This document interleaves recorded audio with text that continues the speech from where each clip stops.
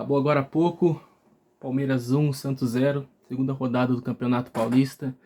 E eu queria muito vir aqui e falar de uma grande atuação, uma grande vitória, falar de evolução, de questões táticas novas e melhor desenvolvidas, de uma escalação melhor, de substituições melhores.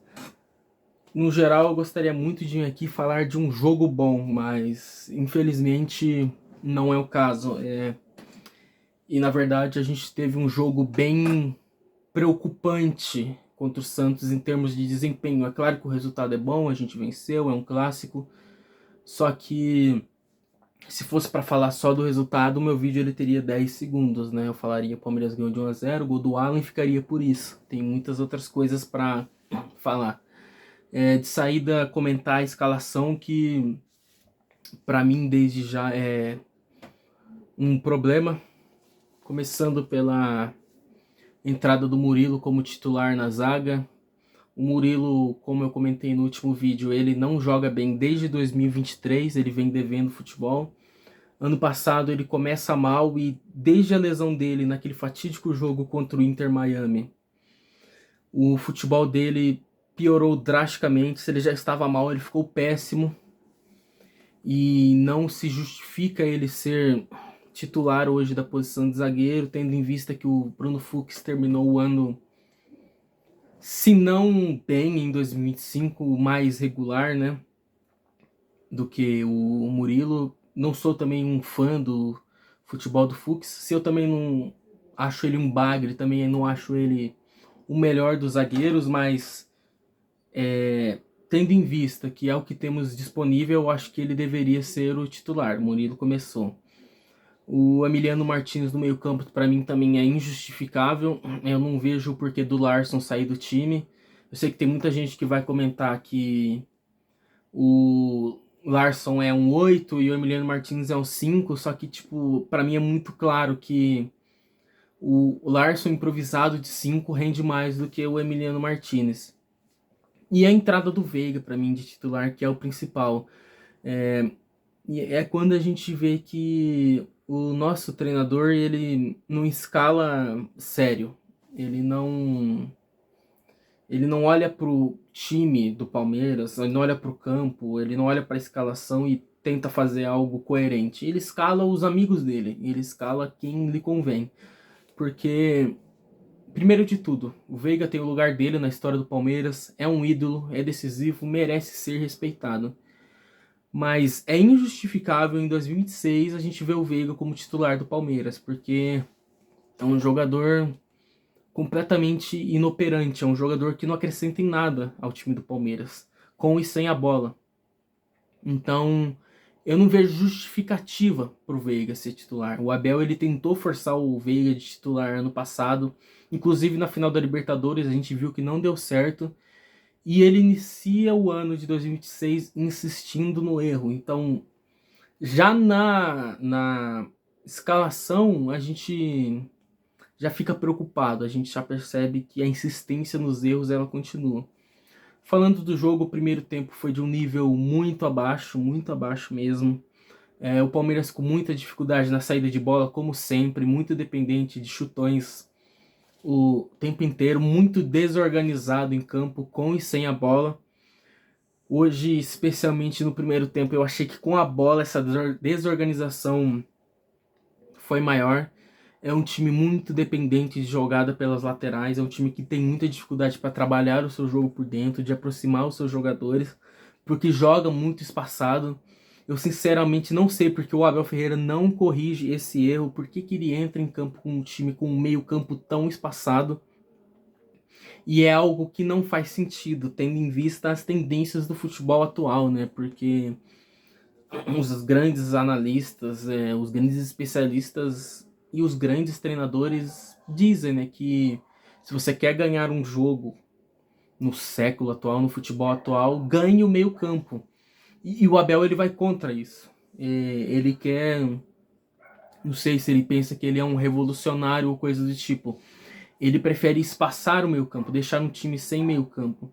Então, O Palmeiras que já tem dois zagueiros com dificuldades para trabalhar a bola, que é o Gomes e o Murilo. Principalmente o Gomes, fica com ainda mais dificuldade de fazer a sua saída de bola quando espaça tanto o meio campo. E quando tem um volante tão inoperante, tão incapacitado, que é o Emiliano Martinez. Eu começo a pensar que ele não é só um jogador que não serve para o Palmeiras. Ele é um atleta que não serve para o futebol profissional. Porque ele só consegue fazer uma coisa: pisar na bola e tocar para quem tá do lado dele. Isso aí eu faço. Se ele tiver que carregar a bola, ele tem dificuldade. Se tiver um jogador que seja pressionando ele já se embanana, ele já se atrapalha. Tem dificuldade na marcação, tem dificuldade para se posicionar. Sinceramente eu não vejo o porquê desse jogador ele ser titular do Palmeiras em 2026 em um jogo importante. O Santos pode ser, tá na má fase que for, é um jogo importante, é um clássico. Não justifica esse jogador ser titular. A gente tem o Palmeiras tem que admitir que errou ao trazer esse jogador, que ele não tem nível. É um jogador que era reserva do Matheus Fernandes no Bragantino, que estava na Dinamarca. Não tem a menor capacidade de estar no time igual o Palmeiras. Eu não sei qual que é a justificativa para esse jogador estar aqui. Enfim, muitos problemas de construção, muito dependente de individualidades, principalmente do Alan, que é o nosso principal, talvez único desafogo. Os nossos laterais muito mal. O Kelvin, eu não consigo entender. É mais um caso de um jogador que chega no Palmeiras bem, depois tem uma queda muito brusca de rendimento. Ele não consegue acertar simplesmente nada que ele tenta em campo. É bizonho de ver esse jogador jogando. O Piquerez também péssimo. Péssimo, horroroso o jogo do Piquerez. A altura de tudo que ele fez, ou melhor dizendo, deixou de fazer em 2025. E, bom, aparentemente os laterais do Palmeiras vão ser um problema, né, em 2026, porque a gente tem jogadores que simplesmente não conseguem jogar, não conseguem fazer o básico da posição. Tem dificuldade de dar um passe por lado, de dominar uma bola, de fazer um cruzamento que seja. Jogador do Palmeiras, lateral recebendo a bola livre e cruzando rasteira no pé do zagueiro, cara. Isso não existe. Não tem justificativa, não tem como defender isso. E bem, do outro lado, o Santos é um time organizado. Eu diria que taticamente é um time mais organizado que o do Palmeiras, o que não é difícil, vamos falar bem a verdade.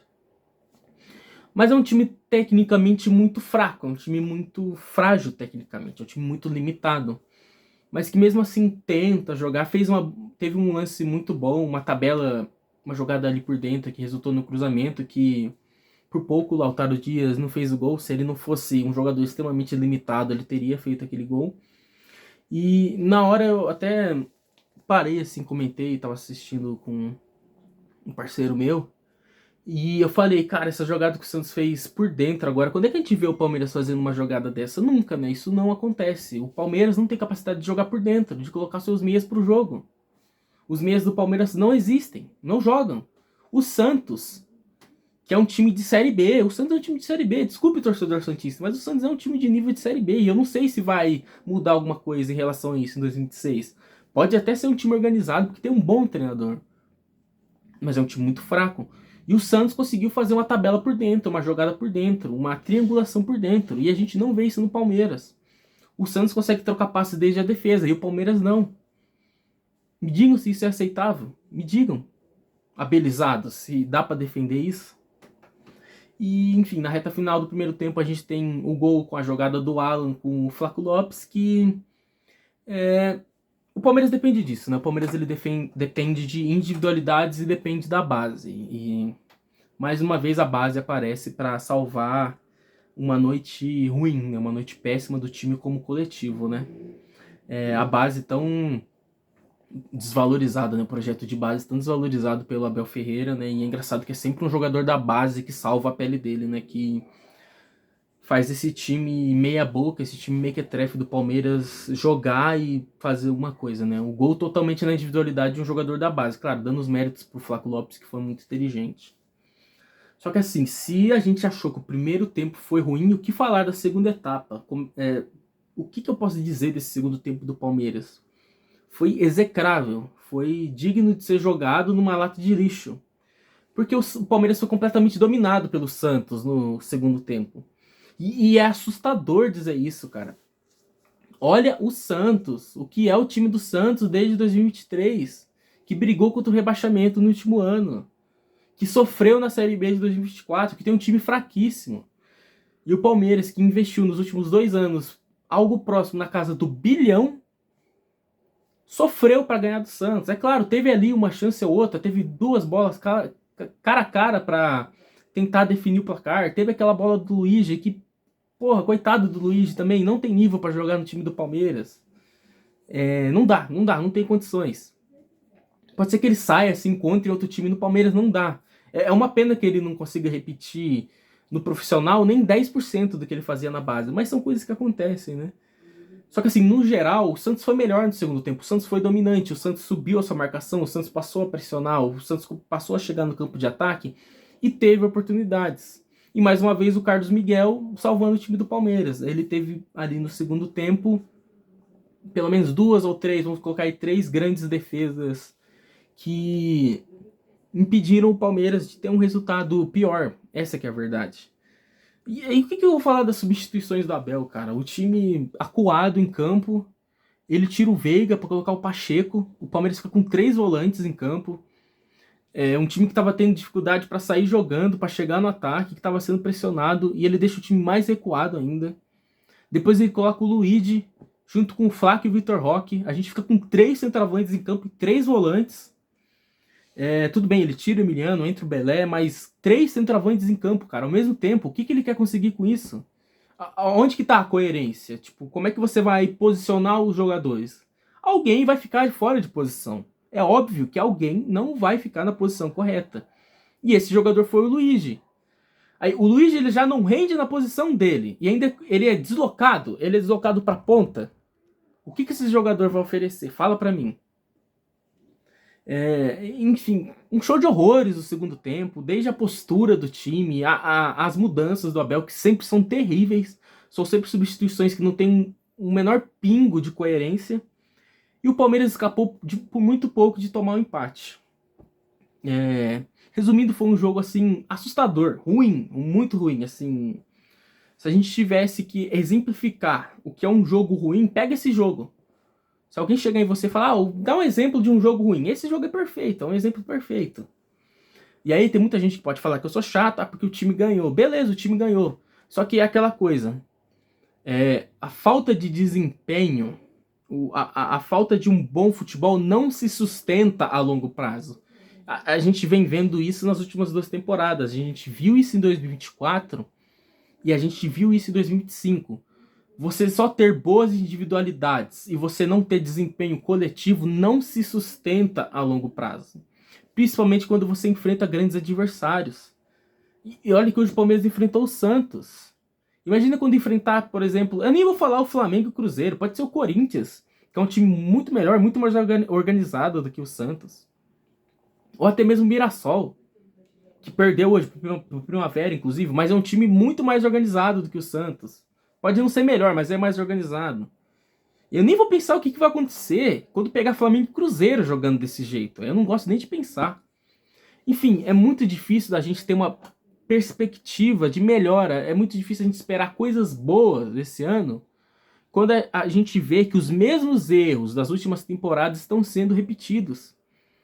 E não, parece que assim, cara, não existe autocrítica dentro do Palmeiras. Não é possível que o Abel, ele olha pro campo, ele olha pro que foi feito hoje e acha que tá bom. E acha que foi um jogo bom. Sabe? Pode dizer o que for. Eu tento não ser chato, não ser amendoim, corneta, mas é impossível eu assistir esse jogo e dizer que tá bom. E dizer que foi algo assim à altura do que o time pode apresentar. Mas nunca que foi, nunca. Mas enfim. Sábado tem jogo aí contra o Mirassol. O Palmeiras vai... Não sei o que esperar dessa partida também, porque cada jogo do Palmeiras é uma loucura diferente, né? Mas, enfim. Muito obrigado aí a quem tá assistindo esse vídeo. Eu espero que vocês tenham gostado, né? Enfim. Só deixar um comentário. O menino Luiz Pacheco entrou no segundo tempo. Eu acho que até que entrou bem na partida. Parece ser bom jogador, né? Mas o Palmeiras precisa contratar um jogador para posição. Tá muito claro que o Palmeiras precisa de um volante e de um zagueiro. Tá, enquanto o Palmeiras tá aí nesse negócio de brincar de Master League e indo atrás de Almada e Arias, tem que se preocupar com o mais importante, que é trazer o zagueiro e o e o volante. E talvez laterais também, porque a lateral do Palmeiras tá muito fraca. Mas enfim, eu peço aí o seu like, eu peço a sua inscrição, compartilhe o vídeo e nos ajude a crescer, nos ajude a esse canal a atingir mais pessoas, que cheguem mais inscritos, né, e tudo mais. E enfim, esse foi o pós-jogo, muito desanimado, cara, muito desanimado, cara. Cada jogo que eu assisto é um desânimo diferente, cara. Eu fico ainda mais desanimado. Hoje já teve essa notícia de que o Everton foi liberado de graça porque o Abel pediu, gente. Não importa quantos títulos um treinador, um profissional vença num clube, ele nunca pode estar acima dos interesses da instituição. A gente não pode deixar que um funcionário do clube decida se um jogador vai sair de graça ou se você vai ter movimento ali financeiro. Cara, não pode acontecer isso, velho. Não pode. O Abel ele tem liberdade para definir se um jogador vai sair de graça ou com compensação financeira. Isso é amadorismo, cara. Não tem outro nome. Isso é amadorismo. Mas, enfim. Muito obrigado aí a todos. Sábado tem pós-jogo de novo e avante palestra.